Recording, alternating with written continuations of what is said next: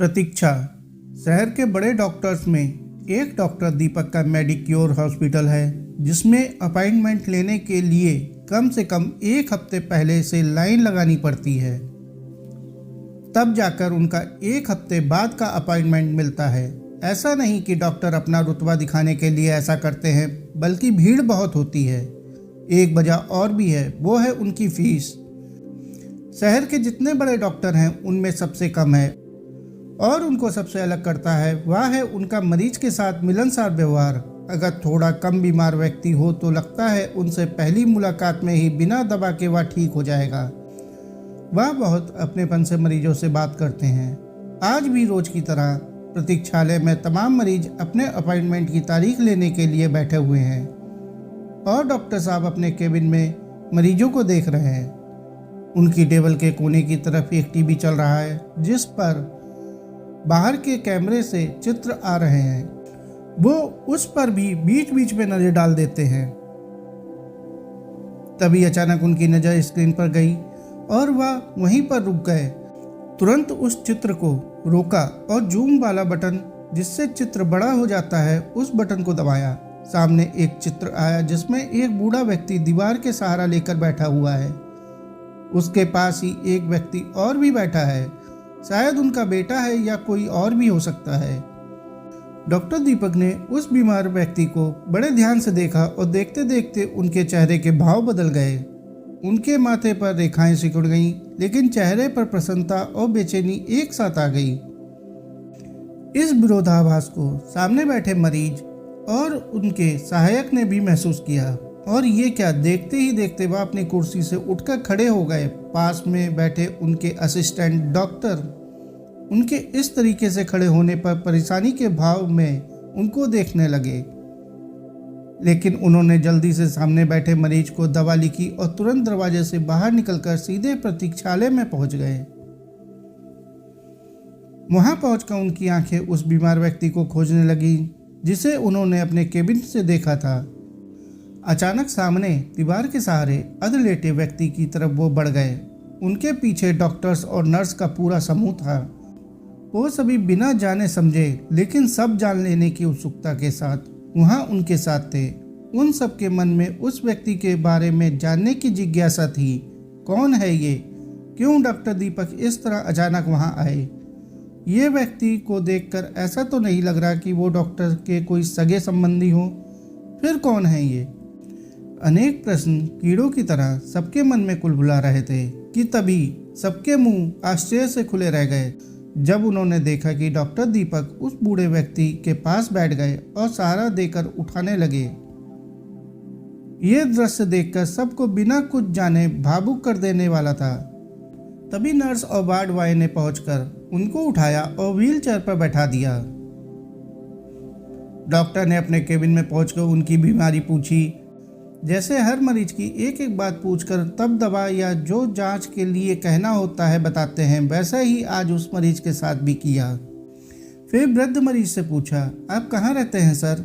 ये सुनकर वहाँ बैठे सब चौंक उठे। डॉक्टर ने उस मरीज को सर क्यों बोला। मरीज ने दूसरे शहर का नाम बताया, जो अस्पताल से 150 किलोमीटर दूर था। डॉक्टर को उनकी पूरी जांच करवानी थी, इसलिए उन्होंने अपने सहायक डॉक्टर से उनके प्राइवेट रूम में पहुंचने को कहा। यह सुनकर असिस्टेंट डॉक्टर के साथ वो मरीज और उसके साथ वाले चौंक पड़े। मरीज के साथ उनका बेटा था। उसने पूछा, क्या हुआ डॉक्टर साहब, एडमिट क्यों कर रहे हैं? और अभी मेरे पास इतने रुपए नहीं हैं, कृपया हमें 2 दिन का समय दीजिए, हम इंतजाम करके वापस आकर एडमिट कराएंगे। डॉक्टर के होठों पर एक हल्की मुस्कान आ गई। वो बोले, भाई आप परेशान ना हो, मुझे कुछ जांच करवानी है। इतनी दूर से बार बार आना जाना आप कर सकते हैं, मगर सर नहीं कर सकते। लेकिन डॉक्टर, मेरे पास अभी इतने रुपए नहीं हैं। बेटे, जिसका नाम इंदर था, वो बोला। वो बूढ़े मरीज जिनका नाम वासुदेव था, वो डॉक्टर को बहुत ध्यान से देख रहे थे, जैसे कुछ खोज रहे हों। फिर उनकी आंखों में एक चमक आ गई। वो धीरे से बोले, दीपक कपूर। ये सुनकर जहां डॉक्टर खुशी से खिल उठे, वहीं उनके सहयोगी अब आश्चर्य से भर गए, क्योंकि डॉक्टर दीपक का नाम कोई कोई ही जानता था। हाँ सर, मैं आपका वही शरारती छात्र दीपक कपूर हूँ जिसे आप बायोलॉजी के एक एक टॉपिक को विस्तार से समझाते थे और मैं हमेशा मस्ती करते रहता था। दीपक का गला भर गया। वो थोड़ा रुक कर बोले, सर पहले भी और जब से डॉक्टर बना हूँ तब से आप बहुत बार मुझे याद आए। मेरा मन बहुत व्याकुलता से आपकी प्रतीक्षा कर रहा था, बिना ये जाने कि आप कहाँ हैं, मिलेंगे या नहीं। आपके नाम वाले हर मरीज से मैंने आपको खोजा। इतना भावुक होते पहली बार डॉक्टर को सभी ने देखा था। ये भी अच्छी बात थी कि वो डॉक्टर के आउटडोर में देखने का समय समाप्त हो चुका था, तो कोई अन्य मरीज वहाँ नहीं था। डॉक्टर दीपक ने अपने शिक्षक सर को वहीं सोफे पर बैठाया और खुद भी उनका हाथ पकड़कर उनके साथ बैठ गए। फिर बोले, एक बार याद है आपने मेंढक का डिसेक्शन करने को कहा और मुझे उल्टी हो गई थी, जबकि वो तो जानबूझकर की थी। ऐसी बहुत सी शरारतें हम सब करते थे जिनमें मैं सबसे आगे था, लेकिन आप कभी भी झल्लाते नहीं थे। आपको गुस्सा क्यों नहीं आता था? इस प्रश्न का उत्तर कभी नहीं जान पाए, लेकिन अब ऐसा लगता है कि ऐसे टीचर का बहुत बड़ा योगदान विद्यार्थी की सफलता में होता है। आप मेरे लिए सभी गुरुओं में श्रेष्ठ थे। जब हमारा विदाई समारोह था, आपने पूछा था कि आप आगे क्या करेंगे, क्या लक्ष्य बनाया है। मैंने कहा मैं डॉक्टर बनूंगा, और आपने हंसते हुए कहा था, फिर ठीक है, यदि मैं कभी बुढ़ापे में बीमार हो जाऊं और तुम बड़े डॉक्टर बन जाना, मैं उसी शहर में रहूं तो मेरा अपॉइंटमेंट पहला होगा। और मैंने कहा था, ईश्वर करे आप हमेशा स्वस्थ रहें, किंतु कभी ऐसा हुआ भी तो आपको अपॉइंटमेंट की जरूरत नहीं होगी। तब आपने मेरे सर पर हाथ रखकर कहा, बेटा अपने कर्तव्य के बीच में मोह प्रेम, चाहे वो किसी के लिए भी हो, उतना ही स्थान देना जितना आवश्यक हो।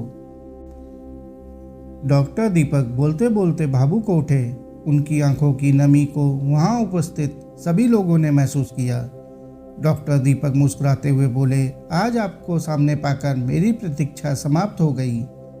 डॉक्टर दीपक बोल रहे थे और सब श्रोता बनकर मंत्र मुक्त होकर उनकी बातें सुन रहे थे।